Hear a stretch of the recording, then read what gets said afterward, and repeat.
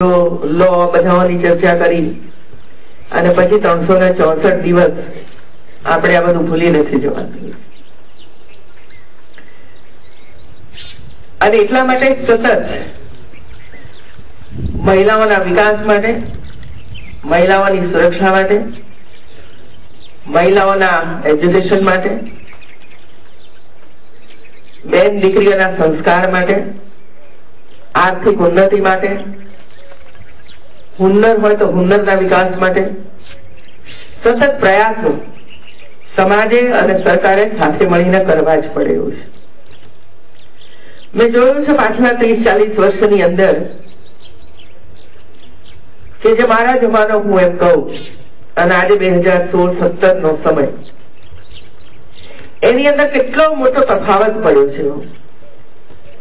પેલા દીકરીને ભણાવવા માટે કોશિશ કરવી પડતી હતી, સમજાવવા પડતા હતા અને તેમ છતાં પણ માત્ર 50%-55% બહેનો ભણેલી હતી. આજે હવે એમાં પરિવર્તન આવ્યું, કારણ સૌને સમજાયું કે જો સમાજનો સંસ્કારનું કામ કરતી હોય તો તે માતાઓ કરે છે, બહેનો કરે છે. અને એટલા માટે તો આપણું ભવિષ્ય ઉજળું બનાવવું હોય, તંદુરસ્ત સમાજનું નિર્માણ કરવું હોય, સંસ્કારી સમાજનું નિર્માણ કરવું હોય, ઓછામાં ઓછા ક્લેશ, ઝઘડા, મારામારી, ખૂન, રેપ આ બધામાં ઘટાડો લાવવો હોય તો સમાજની અંદર સૌથી વધુમાં વધુ શિક્ષિત એક બહેનને કરવી જોઈએ. કારણ કે આ બધા સંસ્કાર આપનારી માતા છે ઘરમાં, અને માતા જો સુશિક્ષિત હશે, સમજદાર હશે, ભણેલી માતા સમજદાર છે માનવાની જરૂર નથી. શિક્ષણ દ્વારા સમજદારી કેટલી આવે છે એ પણ આપણે બધા જાણીએ છીએ મિત્રો, પણ એનામાં એ મૂલ્ય હોવા જોઈએ કે મારા બાળકોને સુસંસ્કૃતિ કેવી રીતે કરવા છે, દેશ ભાવના એનામાં આવે, સેવા ભાવ એની અંદર આવે, કર્તવ્ય ભાવ એનામાં આવે, આદર ભાવ એનામાં આવે. એના માટેનો પ્રયાસ જો બાળક જન્મે ત્યાંથી જ શરૂ થાય તો પછી મોટા થતા એ જ સંસ્કારનું બીજારોપણ એનામાં થયેલું હોવાને કારણે એક વટવૃક્ષ બની જતું હોય છે. પછી એને કદી પણ શીખવવું પડતું નથી કે હવે પિતાજી આવ્યા એટલે તમે નમસ્તે કરો, પગે લાગો, એ શીખવવાની પછી જરૂર નથી, કારણ કે એના સંસ્કારમાં એની ગળથુથીની અંદર આ બધું આપી દીધું છે. અને એટલે મેં જોયું છે કે પાછલા 30 વર્ષમાં ઘણું મોટું પરિવર્તન બહેનોમાં આવ્યું છે. પછી એ શિક્ષણ હોય, એ કૃષિ ક્ષેત્ર હોય, એ પશુપાલન ક્ષેત્ર હોય, હેલ્થ ડિપાર્ટમેન્ટ હોય, એજ્યુકેશન ડિપાર્ટમેન્ટ હોય, આ બધા જ વિભાગોની અંદર જોઈએ તો અનેક પ્રકારની નવી નવી યોજનાઓ બનાવીને બહેનો સુધી પહોંચાડવાનો ભરપૂર પ્રયાસ થયો છે. અને એને કારણે આજે કોઈ પણ ક્ષેત્રમાં તમે જાઓ તો બહેનો તમને નજરે પડશે. પહેલા હું જયારે મારા દશકાની વાત કરું 1960 પછીનો, તમારા સ્કૂલની અંદર કોઈ બધા મેલ ટીચરો જ હતા, કોઈ બહેનો હતી જ નહીં. ઇવન પ્રાથમિક શાળાની અંદર પણ ભાગ્યે જ 20-25 શિક્ષકોની અંદર એક બેન અથવા બે બેન ટીચર તરીકે કામ કરતી હતી. જયારે આજે પ્રાથમિક વિભાગની વાત કરીએ તો 65% જેટલી બહેનો એ પ્રાથમિક શિક્ષણની અંદર ટીચર તરીકે કામ કરી રહી છે. આ બદલાવ છે, આ બદલાવ એની અંદરથી આવે છે. પહેલા ડ્રોપઆઉટ રેટ લગભગ 45% હતો, આજે ડ્રોપઆઉટ રેટ માત્ર 1.5% છે. આ બદલાવ છે. પહેલા કુરિવાજો કેટલા બધા સમાજની અંદર હતા. બાળક માદું પડે એટલે તંત્ર મંત્ર જંત્ર, કોઈની પાસે જાઓ, દોરો બંધાવી દો, મટી જશે. આજે એમાંથી બદલાવ આવી રહ્યો છે, અને બદલાવ એ છે કે હવે માદા પડે તો ચાલો હોસ્પિટલમાં જઈએ. અને એટલે પહેલા જે બાલ મૃત્યુ દર હતો, એ બાલ મૃત્યુ દરમાં જે ધરખમ ઘટાડો પાછલા 20 વર્ષની અંદર થયો છે, એનું કારણ માતાઓની જાગૃતિ છે. આજે માતા મૃત્યુ દર આપણે ઘટાડી શક્યા છીએ, કારણ કે એને સમજદારી આપણે આપી છે, એને ડિલિવરીના પ્રસંગોએ એને સગવડો કરી આપી છે. હોસ્પિટલમાં એ માતાની ડિલિવરી થાય એનો ખર્ચ રાજ્ય સરકાર ઉઠાવી રહી છે, અને એને કારણે સેફ ડિલિવરી, હોસ્પિટલમાં ડિલિવરી થાય એના માટેના આપણે સૌના પ્રયાસો, અને એને કારણે 95% 98% જેટલી ડિલિવરી હોસ્પિટલોની અંદર થઈ રહી છે. અને એટલે માતા મૃત્યુ દર અને બાળ મૃત્યુ દરની અંદર ધરખમ ઘટાડો થયો છે.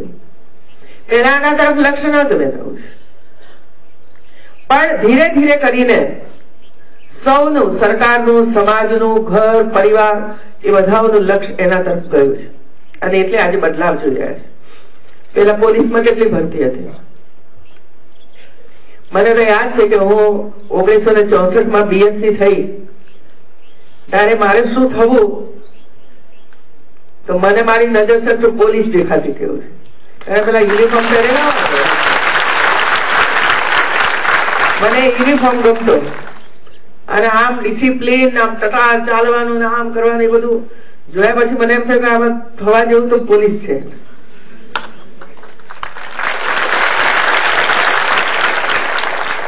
અને એટલે મેં અરજી તો કરી,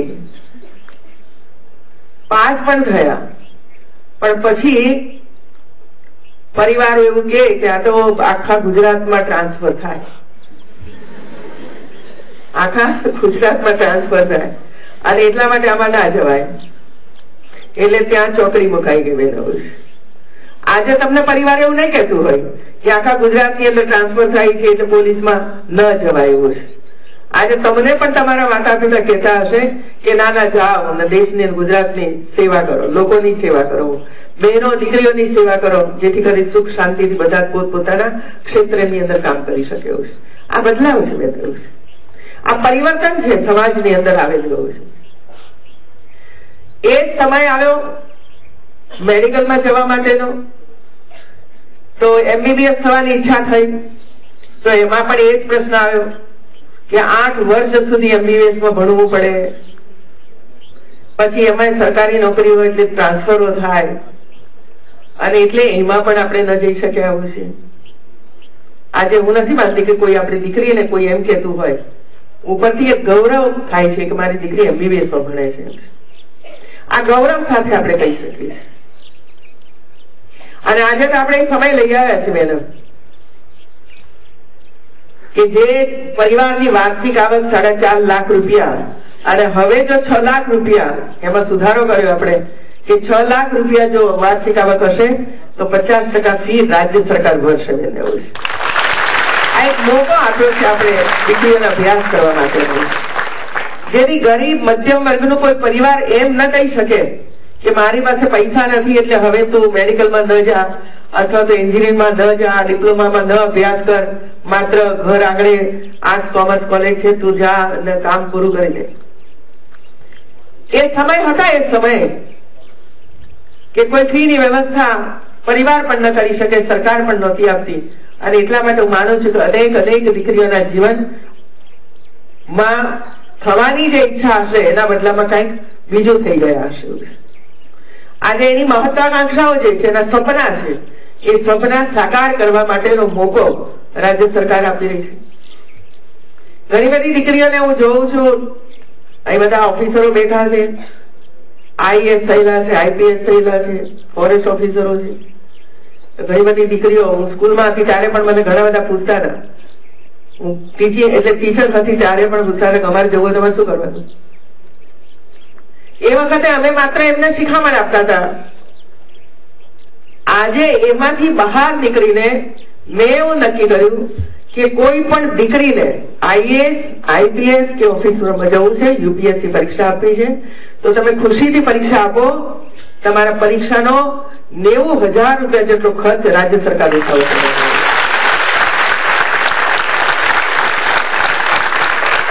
એટલું નહીં, સીટોમાં પણ આપણે વધારો કરશું. એટલે 340 સીટ હતી, એના બદલામાં વધારીને દરેક જિલ્લાની અંદર ટ્રેનિંગ સેન્ટરો 1000 સીટના આપણે તૈયાર કર્યા, અને આજે બેન દીકરીઓમાં અભ્યાસ કરી રહી છે.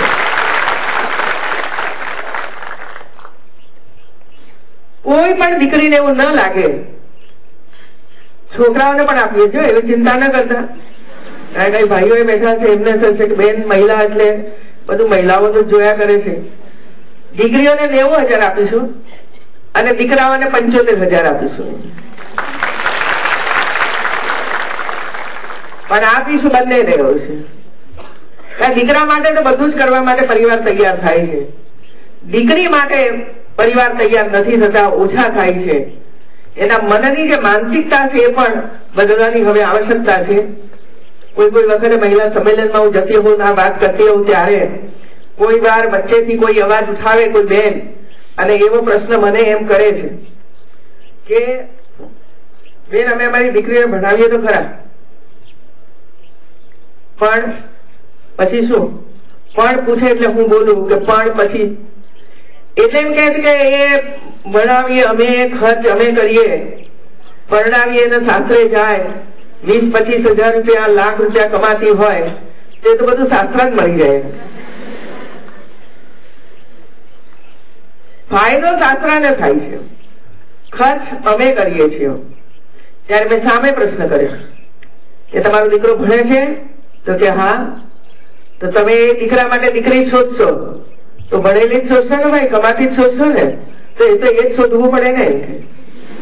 તો તમારે તમારી ભણેલી દીકરી સાસરે જાય અને એની કમાણી સાસરામાં આપે, તો તમે ભાઈ એ જ ઈચ્છા કરો છો કે તમારા ઘરમાં જે દીકરી વહુ તરીકે આવે છે એની કમાણી પણ તમને જ મળે છે એવું છે, એની કમાણી તમને મળે છે એવું છે.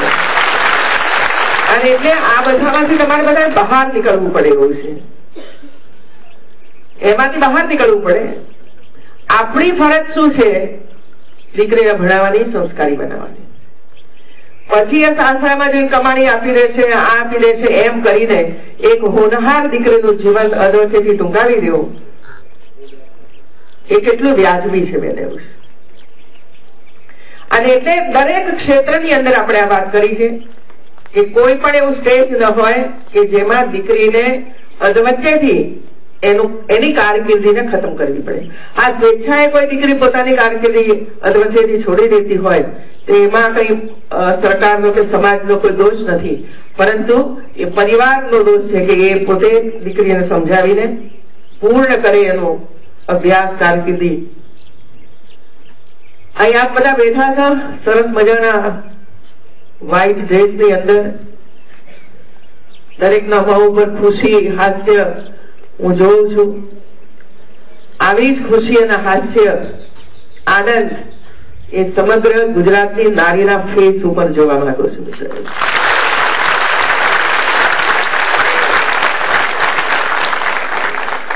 બેન દુખી ન થવી જોઈએ.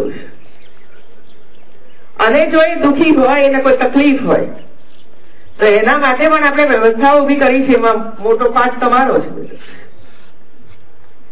પછી એ 181 હેલ્પલાઇન હોય કે તમારા જેવા બધા પોલીસ ઓફિસરો હોય, દરેકને એમ લાગે, કોઈ પણ બહેન, પુરુષ, આધેડ, બાળક, દરેકને એમ લાગે કે નહીં, અમારી સુરક્ષાની જવાબદારી તમારા જેવા હજારો બહેનો ભાઈઓ કરી રહ્યા છે. એક અહેસાસ એમને થાય છે કે આપણે ચિંતા કરવાની જરૂર નથી, તમે સુખેથી જાઓ સ્કૂલમાંથી જઈને પાછા આવો, તમને કોઈ વચ્ચે તકલીફ નહીં પડે. ખેતરમાં જતી કોઈ મહિલા હોય તો એને અહેસાસ થવો જોઈએ કે મારી આજુબાજુ 2 કિલોમીટર 3 કિલોમીટરમાં પણ ક્યાંક ને ક્યાંક પોલીસ છે જ, અને એટલા માટે ખેતરમાં કામ કરવામાં મને કોઈ તકલીફ ન પડવી જોઈએ, અને તકલીફ નહીં પડે. એવું છે આ પ્રકારનું એક વાતાવરણ, સુરક્ષાનું વાતાવરણ, ભાઈચારાનું વાતાવરણ સમગ્ર રાજ્યની અંદર પ્રસરી રહ્યું છે. એમાં ઓર વધારો થાય એના માટેનો આપણો પ્રયાસ છે. હું 1-1.25 વર્ષ પહેલા આ જ કરાઈની અંદર આવી હતી, અને એ વખતે તમારી જે માર્ચ પાસ્ટ વગેરે હતું, અને એ વખતે મેં જાહેરાત કરી હતી કે ભાઈ બીજા વિભાગોની અંદર તો 33% મહિલાઓ માટે અનામત આપેલી છે, પણ પોલીસ વિભાગની અંદર દરેક કેડરની અંદર 33% અનામત મહિલાઓ માટે આપણે આરક્ષિત કરીશું. એ મેં જાહેરાત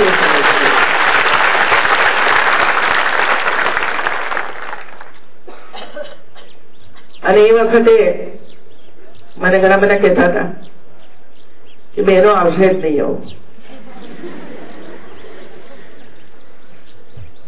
પણ મને બહેનો ઉપર ભરોસો હતો. એવો સમય આપણે લાવવો છે કે 33% બદલામાં 53% બહેનોને આપવી જ પડે.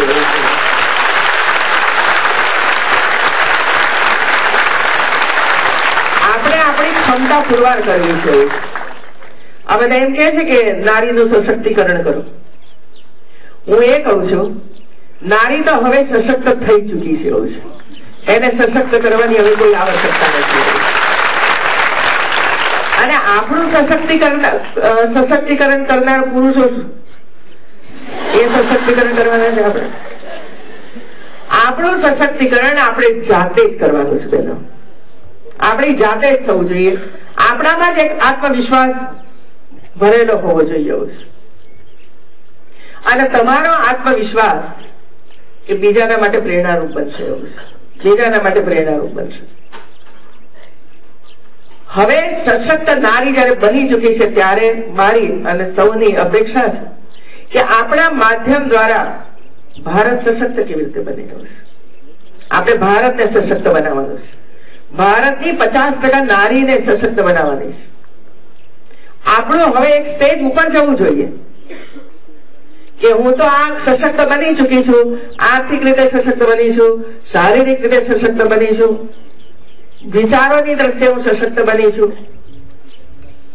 હવે જો આપણું સશક્તિકરણ થઈ ગયું હોય તો હું 25 બીજી મારા જેવી નારીને સશક્ત બનાવું, મારા જેવી હજારો બહેનો શિક્ષિત બને એના માટેનો પ્રયાસ કરું, મારા જેવી અનેક બહેનો કુરિવાજોથી ગ્રંથો હોય દૂર કરવા માટેનો પ્રયાસ કરું. એ ભાવ સમગ્ર દેશની અંદર ને સમગ્ર રાજ્યની અંદર જવો જોઈએ. અને એ જ સાચા અર્થની અંદર આપણો આ વિશ્વ મહિલા દિન છે. બેન, વિશ્વ મહિલા દિન માત્ર વાતો કે ભાષણો કરીને આપણે પૂર્ણ નથી કરવો એવું છે, પણ તમારામાં જે પડેલું છે એ બીજાને આપવું છે. બેન, બીજાને પ્રેરણા આપવી છે. અને એટલે આપણે આપણું કર્તવ્ય ન ભૂલીએ પહેલા, અને કર્તવ્ય નિભાવીશું તો અધિકાર આપોઆપ મળી જશે. અધિકારીની લડાઈ આપણા પૂર્વજો બહેનોએ લડી કાઢી ગયું છે. આપણે એના માટે લડાઈ કરવાની જરૂર નહીં પડી, કારણ કે આઝાદીના આંદોલનમાં અનેક બહેનોએ ભાગ લીધો,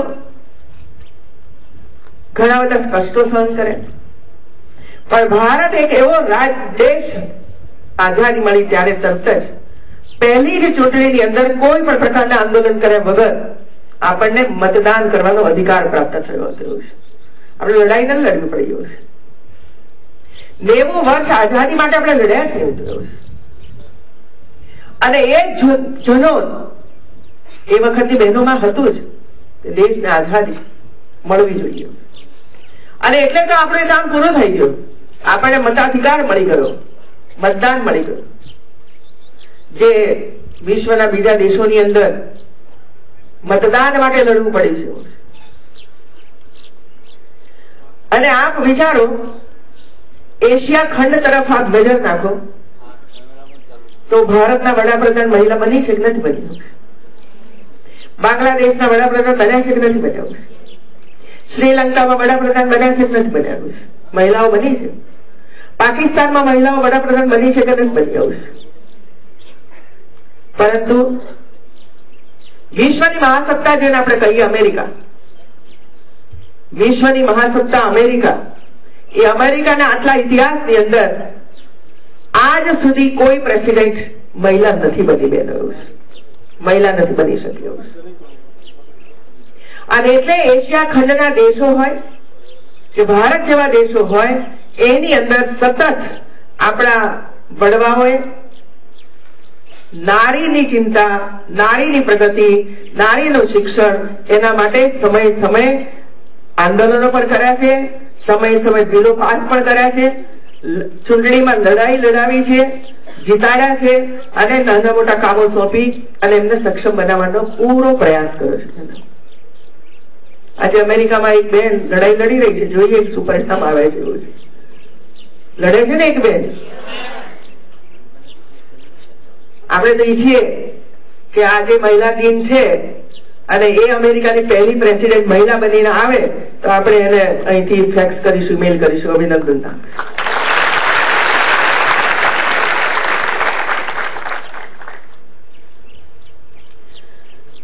33%માં 33% વાળા છે આમાં. એટલે મને ખુશી થઈ કે આટલા મોટા પ્રમાણની અંદર બહેનો હવે સુરક્ષા સમગ્ર 6 કરોડની પ્રજાની કરવા માટે મેદાને પડશે એવું છે. પણ બહેનો, કોઈ 2 વ્યક્તિઓ 5 વ્યક્તિઓ ખોટું કામ કરે એના લીધે સમગ્ર પોલીસ તંત્ર બદનામ થાય છે. તમે સંકલ્પ કરજો બહેનો, અમારી ડ્યુટી અમે યોગ્ય રીતે બજાવીશું.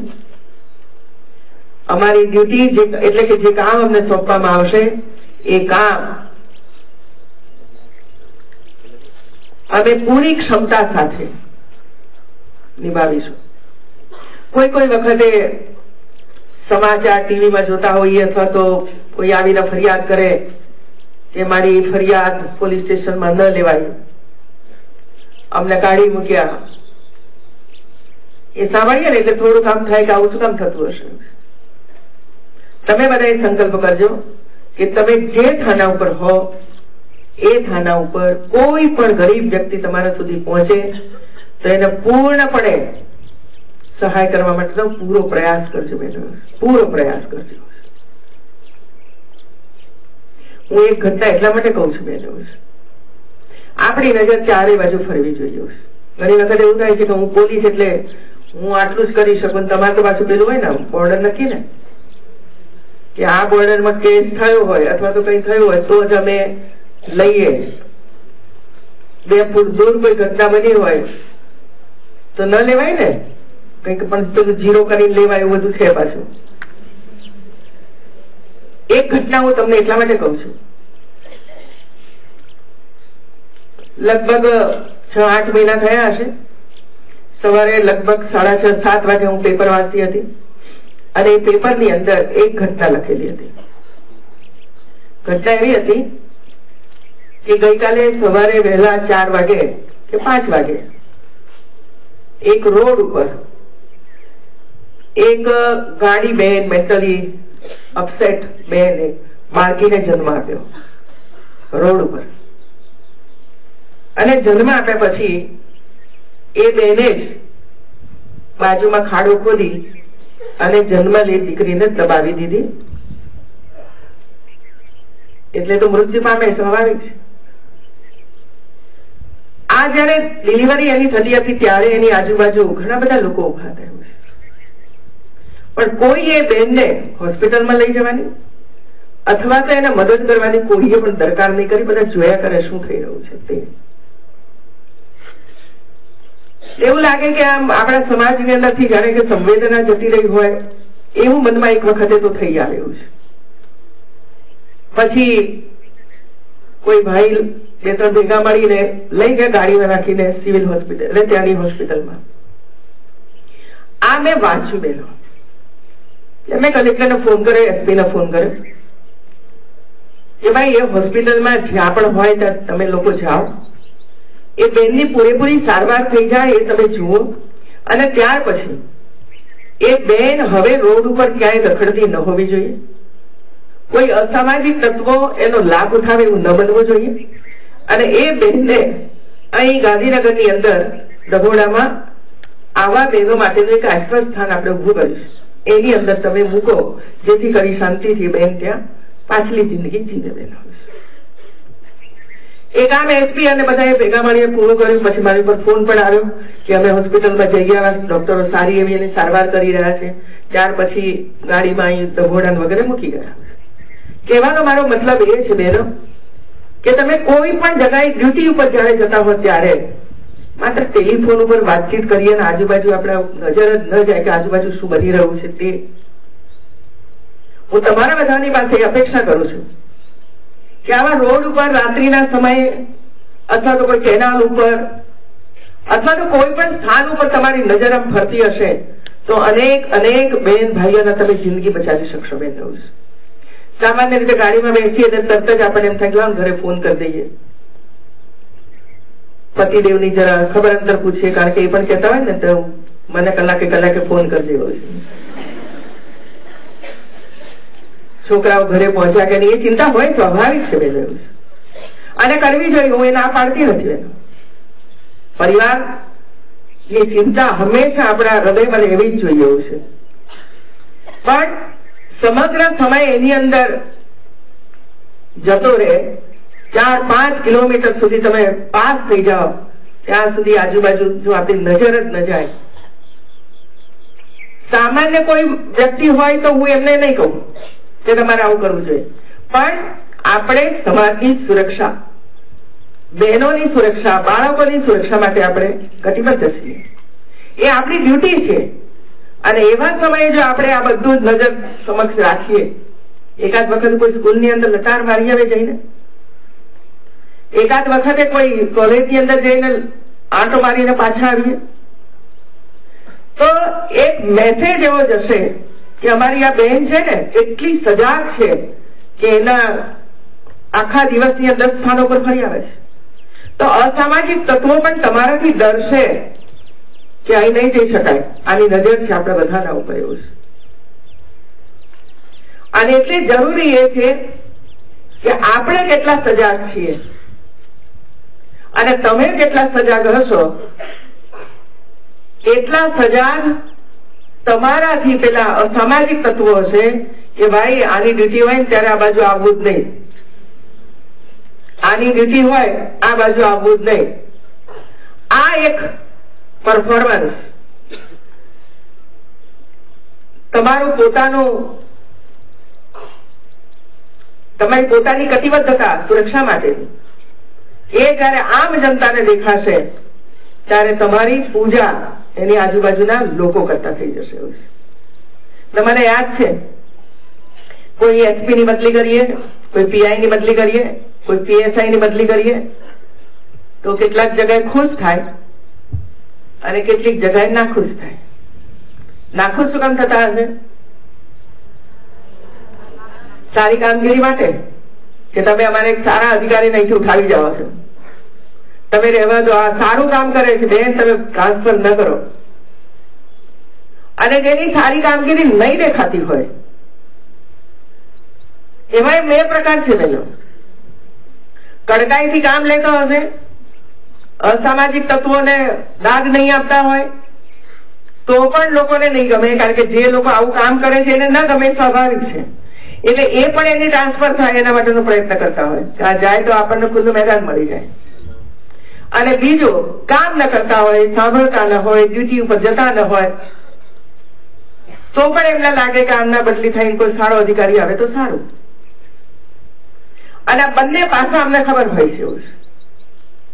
આ બંને પાસા અધિકારીઓના અમને ખબર હોય છે કે ટ્રાન્સફર માટે આ લોકો શું કામ આવે છે, તો એક આના માટે આવે છે, એક આના માટે આવે છે. હવે જયારે તમે આ ક્ષેત્રની અંદર આગળ વધી રહ્યા છો ત્યારે અમારી તો એ જ અપેક્ષા હોય કે તમે બધા ખૂબ ધીરે ધીરે કરીને આગળ વધો, તમારી ક્ષમતા પુરવાર કરો. બેનો, કહેવું અને કરવું એમાં તફાવત છે. કહેવું અને કરવું એમાં તફાવત છે. મારે કહેવાનું છે, તમારે કરવાનું છે. એવું છે. હું કહું કે તમે આ કરો પણ તમારે કરવાનું છે. એવું છે. સાથે હું તમને પણ કહું છું બેનો, તમને પણ એમ લાગતું હોય કે ભાઈ અમને પણ ક્યાંક તકલીફ પડે છે તો કોઈ પણ પ્રકારના સંકોચ વગર તમે મારી પાસે આવી શકો છો. મિત્રો, ઘણા બધા બહેનો આવે છે, હેલ્થ ડિપાર્ટમેન્ટ હોય અથવા તો આખરે તો માનવ સ્વભાવ છે બેન. એવું છે, આખરે તો માનવ સ્વભાવ છે. એવું છે. અને એટલે ક્યાંક મુશ્કેલી બહેનોને કામ કરવામાં, વર્કપ્લેસ ઉપર કામ કરવામાં તકલીફ પડે છે. અને એટલે મેં શરૂઆતમાં કહ્યું કે સ્કૂલમાં જઈ શકો છો, દીકરીઓ સાથે બેસી શકો છો, તો ત્યાં તમને દીકરી કહેશે કે એમને શું તકલીફ પડે છે. એવું છે. અને એકવાર એ સ્કૂલની અંદર જઈને તમે પરત આવશો પછી કોઈ પણ વ્યક્તિ એને હેરાનગતિ નહીં કરે બનશે. હમણાં હું એક મારા વિસ્તારની અંદર 1.5-2 વર્ષ પહેલા એક ગરીબમાં ગરીબ પરિવાર હતું અને એના દીકરીના લગ્ન હતા. સામાન્ય રીતે બધાને એમ લાગે કે ભાઈ બહુ હાઈ ફાઈ ફેમિલી હોય એના તો મેરેજમાં જવું તો શું થાય, એવા બધા મોટા મોટા લોકો આવે, બધાની જોડે પરિચય થાય. મેં એવું ઊભું કર્યું છે કે શક્ય હોય ત્યાં સુધી જવું, પણ પ્રાયોરિટી તો ગરીબના ત્યાં આપવી, કાર્યકર્તા ગરીબ માણસને ત્યાં આપવી. એવું છે વાલ્મીકી સમાજની દીકરી હોય તો ત્યાં પહેલા જવું એવું છે. અને એટલા માટે એક એવા પરિવારની દીકરીનું મેરેજ હતું એટલે હું ગઈ. બધાને આશ્ચર્ય થયું કે ભાઈ મંત્રીશ્રી આના લગ્નમાં આવ્યા છે. હું ત્યાં લગભગ બધાઓને મળી, દીકરીને આશીર્વાદ આપ્યા, એના સાસુ સસરા બધાઓને મળી અને પછી ઘરે પરત આવ્યા. પરત આવ્યા પછી લગભગ 8-10 દિવસ પછી એ દીકરીની માં મને મળવા માટે આવી. એટલે હું જરા મને એમ થયું કે દીકરીને કઈ તકલીફ પડી લાગે છે એટલે બેન દોડતી આવીશ મારી પાસે. એટલે જેવા આવ્યા મેં પૂછ્યું કેમ કે તકલીફ ઉભી થઈ છે? કે ના ના બેન તકલીફ કોઈ નથી. તો બીજું શું આવવાનું કારણ? કે બેન હું તો ખુશીના સમાચાર આપવા માટે આવી છું. શું? તમે આવ્યા ને મેરેજમાં એટલે એના સાસરે સાસુ સસરા બધા એમ કેવા માંડ્યા કે આને જરાય ડિસ્ટર્બ ના કરતા, નહીતર બેન આઈને ઉભા રહી જશે કે આપણે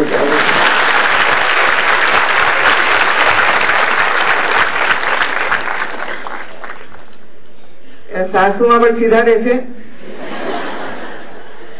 સસરાજી અને પતિદેવ કશું માગશે નહીં કે સ્કૂટર આપો, ફલાણું આપો, ઢીકડો આપો. એને એવી પણ તમને હું તો માનું કોઈના મેરેજ થયા નથી થયા એમાં માર નથી પડવું, પણ જો કોઈ પણ તમારો પતિ સાસુ સસરા આવું કઈ પણ માંગતા હોય તો જરાય પગે ન પડતા હિંમતપૂર્વક સામનો કરજો. બધો નહીં મળે કશું.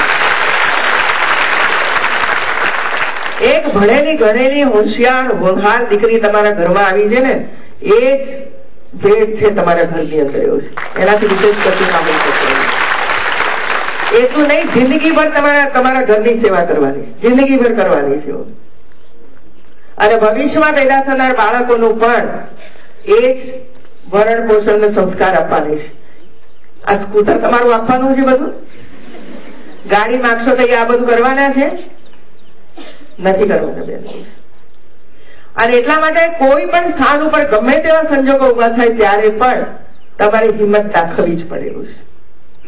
હિંમત દાખવવી પડે એવું છે.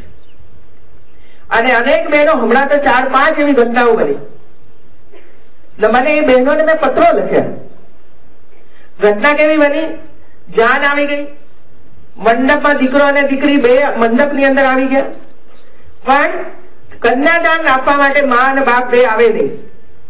એટલે પેલી દીકરી હોશિયાર હતી, એને એની બહેનપણીને પૂછ્યું કે જઈને જોઈ આવ તો મમ્મી અને પપ્પા કેમ નથી આવતા. તો પેલી દીકરી અંદર જઈ અને સામેના 2 જણા સાસુ સસરા અને આ બાજુ 4 જણા અંદર અંદર ઝઘડા કરે. ઝઘડા શાના? આ માગવાના દહેજ. પેલી દીકરી એની ફ્રેન્ડ અંદર ગઈ, એને એમ કહ્યું કે દહેજ માગે છે તારા સાસુ સસરા. કાનમાં એને કહી દીધું, મંડપમાંથી ઉભી થઈ ગઈ અને બધાઓની વચ્ચે કહી દીધું કે મારા મા બાપ 1 રૂપિયો પણ દહેજ નહીં આપે, મારે તારી સાથે લગ્ન નથી કરવો. જા.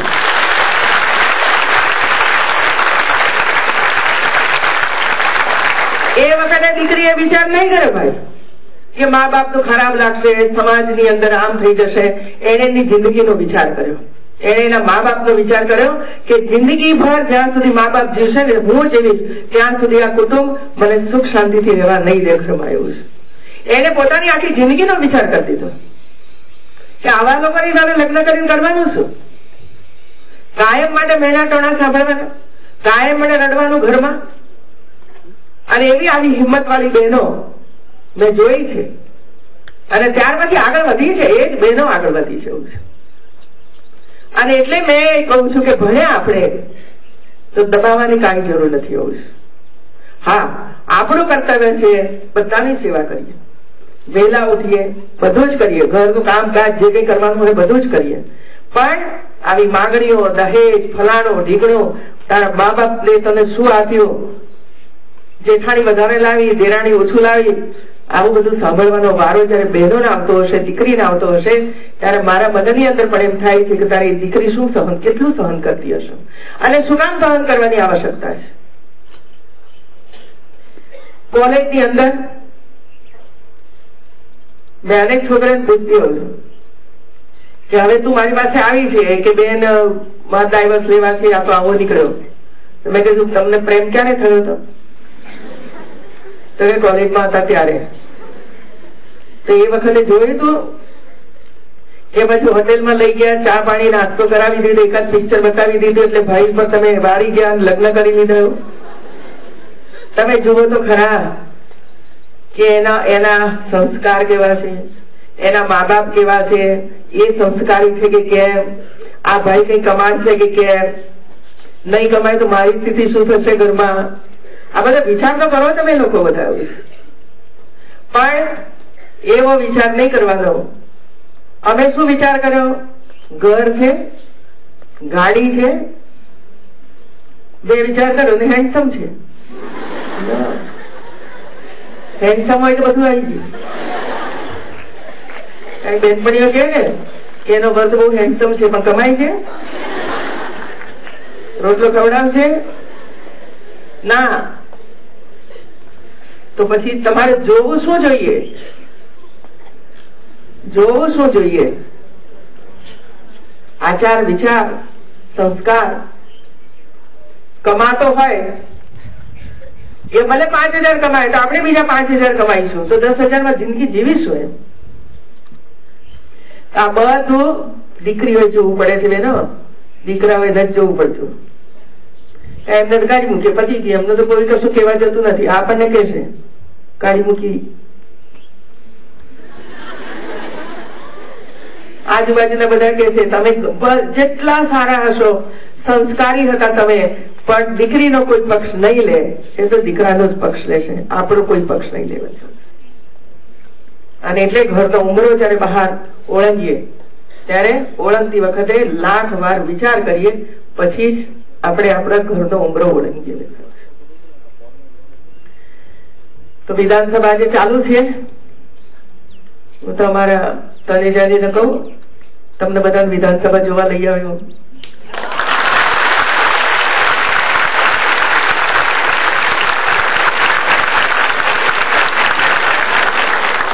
તમે કોઈ જોઈ છે વિધાનસભા? લો, આટલું નજીક વિધાનસભા માત્ર નથી જ ઓળંગવાની. તો કોઈ એક દિવસ પસંદ કરો. આજે તો એટલો ઉભરો છે ત્યાં, એટલે મળવાનો પણ ચાન્સ નહીં લાગે એવું છે. મેં તો કહ્યું ને તમને, આપણે તો રોજ 8મી માર્ચ છે, રોજ આપણો તો વિશ્વ મહિલા દિન છે. તો કોઈ એક દિવસ તમે બધા જ વિધાનસભા જોવા માટે આવો, અને વિધાનસભા જોયા પછી આપણું મહાત્મા મંદિર, દાંડી કુટીર, જે ટેકનોલોજીનો ઉપયોગ કરીને આખો સ્વાતંત્ર્ય સંગ્રામ કેવી રીતે થયો અને આપણને આઝાદી કેવી રીતે મળી, એ બધું જ ટેકનોલોજી દ્વારા આપણે બનાવ્યું છે. એ પણ જુઓ. એમાં કલાક જેટલો સમય જશે અને આપણે આ બધું જોવું જોઈએ બહેનો. તમે જોશો તો તમારા પછીની જે પેઢી આવશે એને તમે અવગત કરાવી શકશો. અને આ બધું આપણું કામ છે, આ બધું બતાવવાનું, કહેવાનું. તમે જોયું હશે તો તમારા પછી જે નવી બહેનો આવશે આ ક્ષેત્રમાં તો તમને ઈચ્છા થશે કે અમે જોવા ગયા તો લાવો આ બધાને પણ જોવા માટે લઈ જઈએ બધું. તો જરા પૂરો એક આખો દિવસ કરાઈમાંથી નીકળી અને ગાંધીનગર, પછી તો હું અપેક્ષા કરું તમારામાંથી 33%, હવે તો આપણે 50% કરી દીધું છે વિધાનસભા લડવા. તમને એમ લાગે કે અમારે તો MLA બનવું છે, કાઉન્સિલર બનવું છે, નોકરી છોડીને નાખી દેજો ત્યાં પર. એ પણ એક સેવા જ છે. ચૂંટાયા પછી બધામાં પાણી મળે છે કે નહીં, શિક્ષણ મળે છે કે નહીં, ખાવા પીવાનું મળે છે કે નહીં, બાળક શાળામાં જાય છે કે નહીં, એ બધું જોવાની જવાબદારીઓ છે, એમની પણ એવું છે. તો ક્ષેત્ર બદલાય છે, જવાબદારીઓ બદલાતી નથી બેન, એવું છે. અને એટલે આજે આ વિશ્વ મહિલા દિન નિમિત્તે આપ સૌને હું ખૂબ ખૂબ શુભેચ્છાઓ પાઠવું છું. ખૂબ સુંદર સેવા આપ કરજો, આત્મવિશ્વાસથી કરજો અને તમારી પ્રતિષ્ઠા વધે સમાજની અંદર કે અમારી દીકરીઓ જયારે સુરક્ષાની અંદર આવી છે ત્યારે હવે અમે બધા ભયમુક્ત છીએ, એવું એક સુંદર વાતાવરણ ગુજરાતની અંદર બને એવા પ્રકારની શુભકામનાઓ આજે હું આપ સૌને પાઠવું છું. જય જય ગરવી, જય જય ગરવી. ખૂબ જ આભાર સર આપનો. આપે અમને જે સુંદર માર્ગદર્શન આપ્યું એ બદલ. હવે મિત્રો તાલીમાર્થી મિત્રો વિનંતી કરીશ કે તેમને મહિલા દિન અનુલક્ષી કોઈ